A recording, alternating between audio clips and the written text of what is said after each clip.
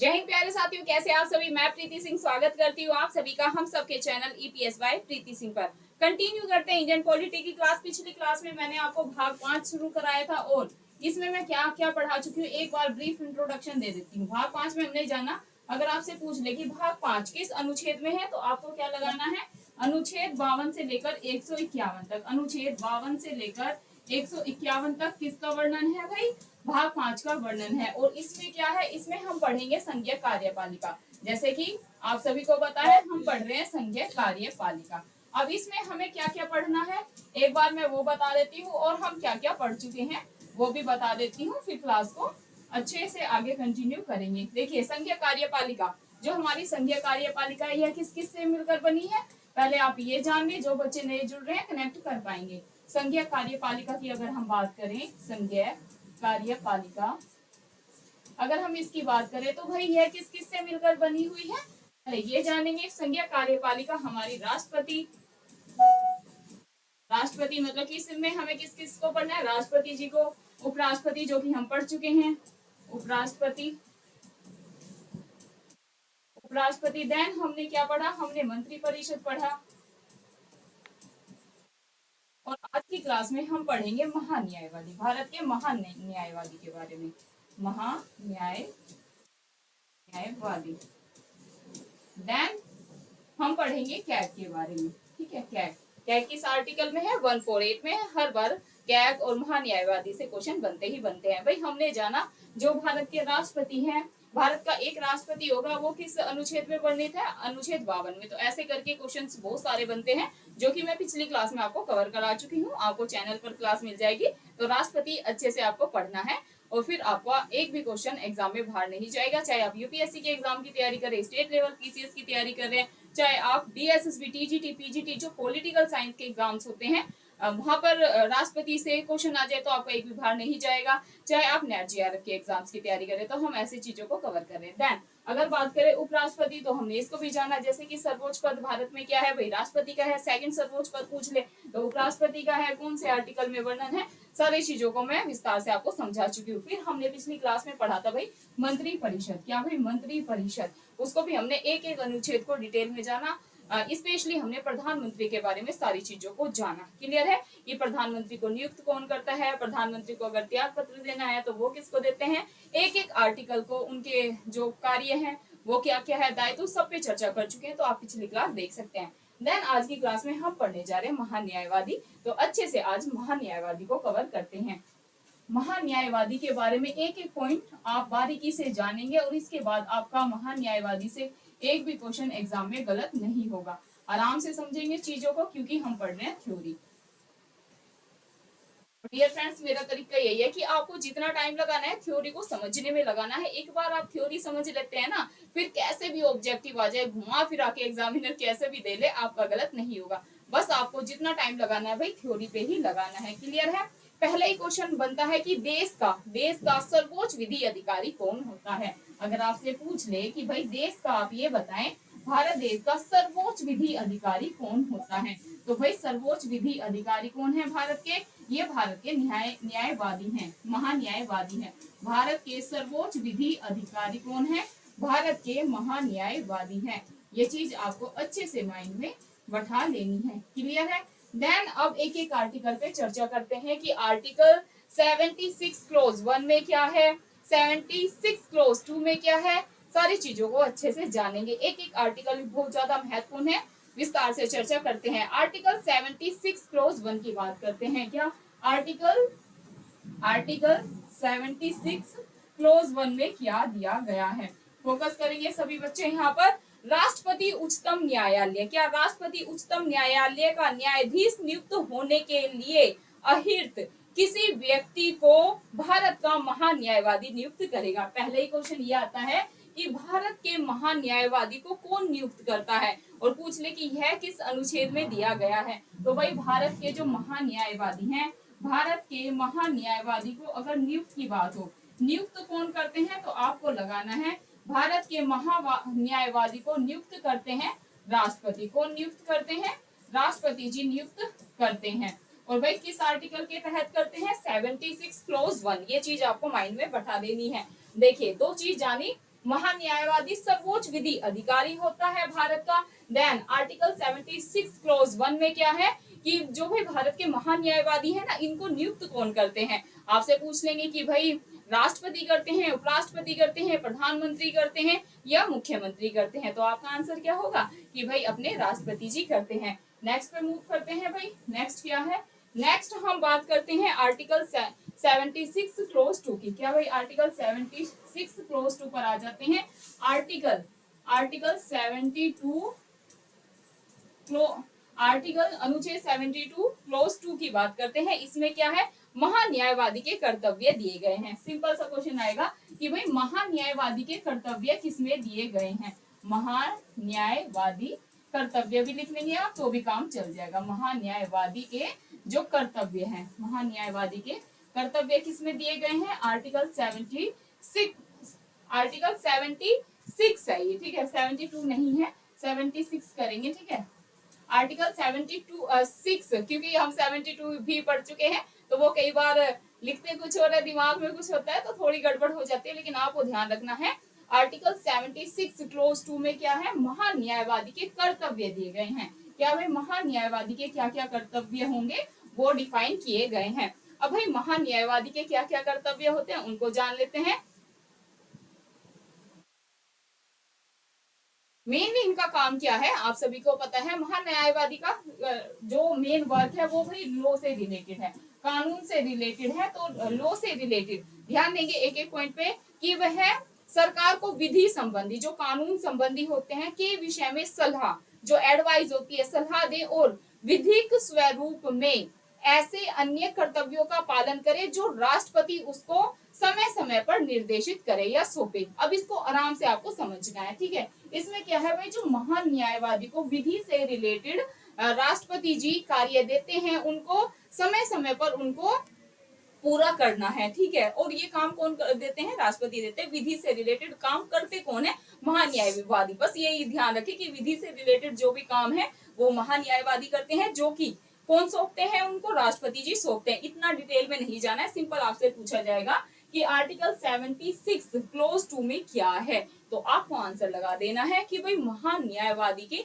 कर्तव्य दिए गए हैं, कि महान्यायवादी के क्या क्या कर्तव्य हैं। इतना भी याद करेंगे ना तो भी चल जाएगा, इतना डिटेल में वहां पर एक्सप्लेनेशन लिख के नहीं देंगे। क्लियर है, कर्तव्य दिमाग में बैठा लो, महान्यायवादी कर्तव्य 76 क्लोज 2, ठीक है। और आर्टिकल्स भाई याद करना एक अपने आप में चैलेंज है इंडियन पॉलिटी में, क्योंकि काफी बच्चे कहते हैं, मैं पूछती भाई कितने आर्टिकल्स याद होंगे फंडामेंटल राइट्स के, आपको आर्टिकल याद है क्या 12 से 35? तो बच्चों को नहीं याद होते हैं कि भाई 14 से लेके 12 मतलब 14 से लेके 16 में क्या है, ऐसे नहीं। 17 में पूछ लो कि भाई आर्टिकल 17 में क्या है, आर्टिकल 17 में क्या दिया है, तो बच्चों को नहीं पता होता कि भाई आयुष्परशता के अंत की बात की गई है। आर्टिकल 18 में क्या है, 19 में क्या है, 20 में क्या है, 21 में क्या है।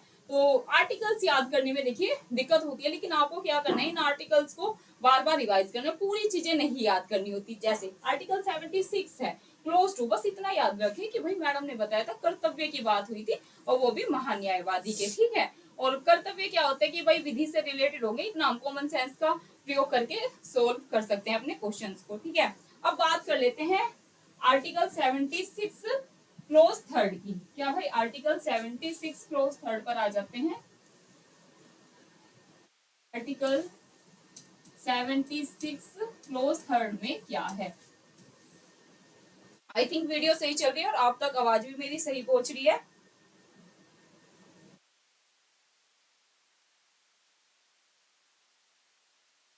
अच्छा, इसमें क्या है ना, इसमें है जैसे विधि से रिलेटेड जो भी चीजें होती हैं, इसे अपने कर्तव्य के पालन में भारत के जो राज्य क्षेत्र है, कितने राज्य क्षेत्र, 28 राज्य क्षेत्र हैं, उनमें सभी न्यायालयों में सुनवाई करने का अधिकार है महान्यायवादी को, ठीक है। जो भारत का महान्यायवादी है उसको अधिकार है जो अपने 28 स्टेट हैं उसके सभी न्यायालयों में सुनवाई करने का। बस इतना सा याद करेंगे तो भी काम चल जाएगा।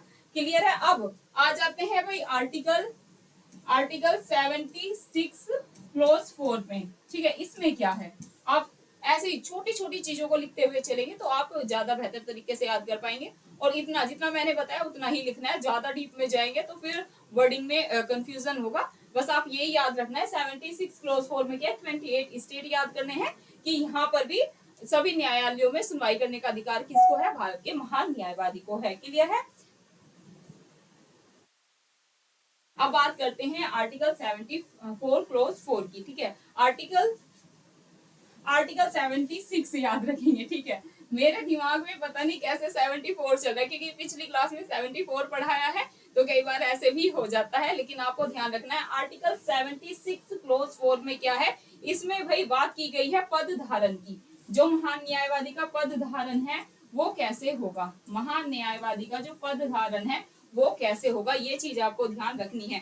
राष्ट्रपति जी के प्रसाद पर्यंत महान न्यायवादी अपने पद को धारण करते हैं और जो भी उनका वेतन होता है, पारिश्रमिक होता है, वो भी उनकी मर्जी के हिसाब से ही उन्हें मिलता है। ध्यान देंगे, हम यहाँ पर पद धारण से रिलेटेड एग्जाम में क्वेश्चन आते हैं। पद धारण ये किसके प्रसाद पर्यंत करते हैं, तो महान न्यायवादी अपना पद धारण राष्ट्रपति जी के प्रसाद पर्यंत प्राप्त करते हैं। राष्ट्रपति जी के प्रसाद पर्यंत आपको लिख लेना है। राष्ट्रपति जी के प्रसाद पर्यंत अपने पद को धारण कौन करते हैं, भारत के महान न्यायवादी करते हैं। और जो भी उनका पारिश्रमिक होता है, वेतन भत्ते होते हैं, उनका भी डिसीजन कौन लेते हैं, भारत के राष्ट्रपति ही लेते हैं। ये चीज आपको अच्छे से अपने माइंड में बैठा लेनी है। मतलब जो इनके पद और वेतन होते हैं, पारिश्रमिक होते हैं, इनका निर्धारण या अवधारित कौन करते हैं, ये भी राष्ट्रपति करते हैं। हमने पढ़ लिया 76 क्लोज 4, 76 क्लोज 3 पढ़ लिया। अब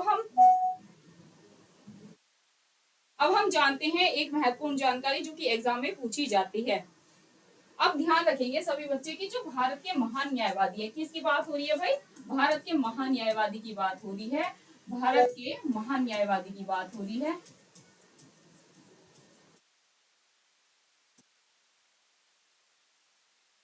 न्यायवादी की हम बात कर रहे हैं। अब आपको एक चीज इसके बारे में नोट करके लिख लेंगे सभी बच्चे,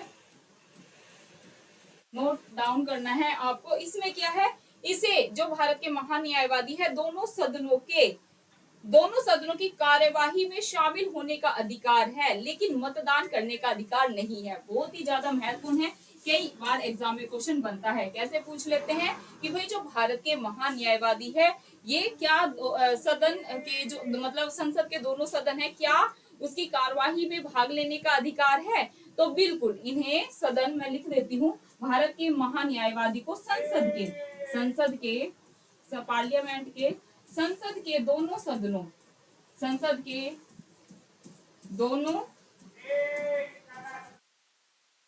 में दोनों सदनों में भाग लेने का अधिकार है, लेने का अधिकार है ठीक है, अधिकार है। लेकिन आगे फोकस करेंगे, लेकिन वोट डालने का अधिकार नहीं है, लेकिन मतदान, ठीक है, मतदान या वोट है ना, वोट डालने का अधिकार इनको नहीं है, वोट डालने का अधिकार इनको भाई नहीं है। काफी महत्वपूर्ण है, डायरेक्ट एग्जाम में क्वेश्चन बनता है। क्लियर है।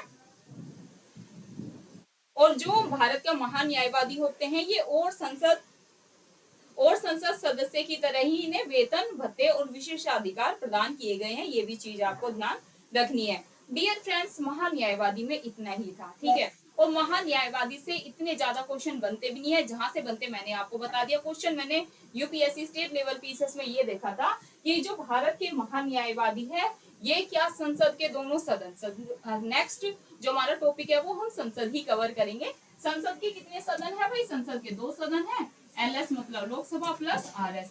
तो भाई जो भारत के महान न्यायवादी है ना, इन्हें संसद के दोनों सदन मतलब लोकसभा और राज्यसभा में शामिल होने का, ठीक है, शामिल होने का, भाग लेने का अधिकार है, लेकिन इन्हें राइट टू वोट नहीं है, वहां पर मतदान करने का अधिकार नहीं है। और मैंने एक आर्टिकल बता दिया आपको कि भाई जैसे हमने जाना देश का सर्वोच्च अधिकारी कौन है, सर्वोच्च विधि अधिकारी कौन है, ये भारत के महान न्यायवादी होती है। हमने आर्टिकल 76 क्लोज फर्स्ट को भी जाना, हमने आर्टिकल 76 क्लोज 2 को भी जाना, जिसमें हमने महान न्यायवादी के कर्तव्य देखे। हमने अनुच्छेद 76 क्लोज 3 को भी जाना, जिसमें कि न्यायालयों में उन्हें और जो 28 स्टेट है वहां के न्यायालयों में भी उन्हें सुनवाई करने का अधिकार दिया गया है। देन हमने आर्टिकल 76 क्लोज 4 को भी जाना, 76 है, ठीक है, 72 जैसे निकल गया था तो वो नहीं है, मैंने तुरंत ही करेक्शन कर दिया, क्योंकि जो हम पिछली क्लास में पढ़ाते कहीं ना कहीं वो हमारे सबकॉन्शियस माइंड में चलता रहता है। तो कई बार ये होता है ना, दिमाग में कुछ होता है, बोर्ड पे कुछ और वो टीचर्स के साथ सभी के साथ रहता है, लेकिन तुरंत ही पता चल जाता है कि हाँ कुछ तो गड़बड़ है, तो वो मैंने करेक्ट करा दिया आपको। 76 क्लॉज 4 में क्या है, पद धारण, ठीक है, जो भारत के महान न्यायवादी हैं वो राष्ट्रपति के प्रसाद पर्यंत ही अपने पद को धारण करते हैं, प्लस जो उनके भत्ते होते हैं, ठीक है, भत्ते होते हैं, उनका पारिश्रमिक होता है, तो उसको भी कौन डिसाइड करते हैं, भारत के राष्ट्रपति ही डिसाइड करते हैं। हमने ये जाना, हमने ये भी जान लिया कि जो भाई भारत के महान न्यायवादी है वो संसद के दोनों सदनों में भाग तो ले सकते हैं, लेकिन उन्हें राइट टू वोट नहीं है, मतलब मतदान करने का अधिकार उनको नहीं दिया गया। देन हमने जाना कि एक जो संसद के सदस्य की तरह ही उन्हें जो वेतन और भत्ते और विशेष अधिकार होते हैं ना वो मिलते हैं। तो डियर फ्रेंड्स, ये थी हमारी आज की क्लास। हमने भारत के महान न्यायवादी को कवर कर लिया, हमने आर्टिकल 76 क्लोज 4 तक जान लिया। अब हम नेक्स्ट क्लास में करेंगे संसद में हम जानेंगे कि वही संसद जो है किस किस से मिलकर बनी है, संसद की जो संसदीय प्रणाली है, भारत की संसदीय प्रणाली है, हमने किस देश के संविधान से ली, और संसद के कितने सदन हैं, उनमें सीट्स कितनी हैं, तो सारी चीजों को हम डिटेल में जानेंगे, क्योंकि संसद बहुत ही ज्यादा महत्वपूर्ण टॉपिक है इंडियन पॉलिटी का, तो उसको हम विस्तार से जानेंगे। उसमें 1 से 2 घंटा 2.5 घंटा भी लग सकता है अपना, तो उसको मैं एक एक चीज को मैंने पहले भी कराया, लेकिन अब हम सीक्वेंस से चल रहे हैं, तो संसद को भी साथ साथ कवर करते हुए चलेंगे।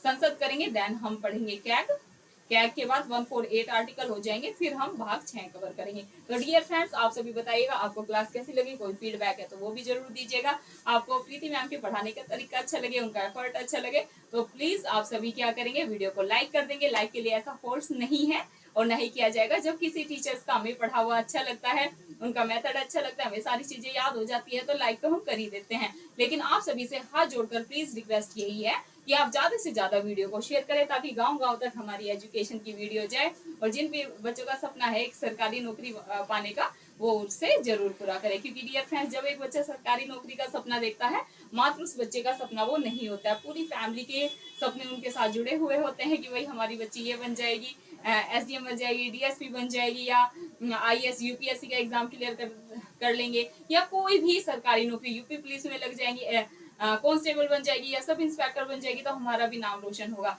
तो सब बच्चों को सपने देखने का अधिकार है, उन्हें पूरा करने का अधिकार है, उनके पेरेंट्स को भी सपने देखने और उनके प्रति जो उनकी एक्सपेक्टेशन होती है उसका अधिकार है। तो हमें अपनी पेरेंट्स की और समाज में कुछ अच्छा योगदान करना है, तो मेहनत करनी है। सभी को क्या करना है, प्लीज गाइज, गांव गांव तक, इवन और कंट्री में भी ये वीडियो हमारी पहुंचाने में मदद करे। ज्यादा से ज्यादा वीडियो को शेयर करें, ताकि किसी भी बच्चे का सरकारी नौकरी का सपना ना टूटे, अपने सपने को पूरा करें, अपने पेरेंट्स के सपने को पूरा करें, और समाज में अपना योगदान दें, ठीक है। और ये वादा है आपकी प्रीति मैम का कि यूट्यूब पर आपको सदैव फ्री में क्लासेस मिलेगी, तो किसी को भी घबराने की जरूरत नहीं है कि भाई मैम यूट्यूब पर हमेशा फ्री पढ़ाएंगे या नहीं। तो इसकी गारंटी है, आपको सारी चीजें जितनी भी मेरे से कोशिश होगी मैं फ्री में ही उपलब्ध कराऊंगी। और बस आपसे गुरु दक्षिणा यही है, वीडियो को ज्यादा से ज्यादा शेयर करें। एंड टेलीग्राम लिंक जो मेरा है, काफी बच्चे पूछते रहते हैं, और अब से जितनी भी क्लासेस होगी आपको डेली नोट्स मिलेंगे। तो आपको क्या करना है, डिस्क्रिप्शन में आपको मेरा टेलीग्राम लिंक मिल जाएगा, तो आपको क्या करना है, उस पर क्लिक करना है और टेलीग्राम से ज्वाइन हो जाना है। वहां पर आपको सारे नोट्स मिल जाएंगे। खत्म करते हैं आज की क्लास एक प्यारे से मोटिवेशन कोट के साथ कि असफलता एक चुनौती है, इसे स्वीकार करें। कि असफलता एक चुनौती है, इसे स्वीकार करें, कहाँ कमी रह गई देखे और सुधार करें। कि असफलता एक चुनौती है, इसे स्वीकार करें, कहाँ कमी रह गई देखे और सुधार करें। जब तक ना सफल हो नींद चैन को त्यागो तुम, जब तक ना सफल हो नींद चैन को त्यागो तुम, संघर्ष का मैदान छोड़ मत भागो तुम, संघर्ष का मैदान छोड़ मत भागो तुम। कुछ किए बिना ही जय जयकार नहीं होती, कुछ किए बिना ही जय जयकार नहीं होती। कोशिश करने वालों की कभी हार नहीं होती, कोशिश करने वालों की कभी हार नहीं होती। ये थे डियर फ्रेंड्स आज की क्लास, और कल की क्लास में हम संसद पढ़ेंगे। खत्म करते हैं आज की क्लास, और आप सभी को प्लीज ज्यादा से ज्यादा वीडियो को सपोर्ट करना है, वीडियो को ज्यादा से ज्यादा शेयर करें। धन्यवाद, मिलते हैं आपको कल की क्लास में। जय हिंद, जय भारत।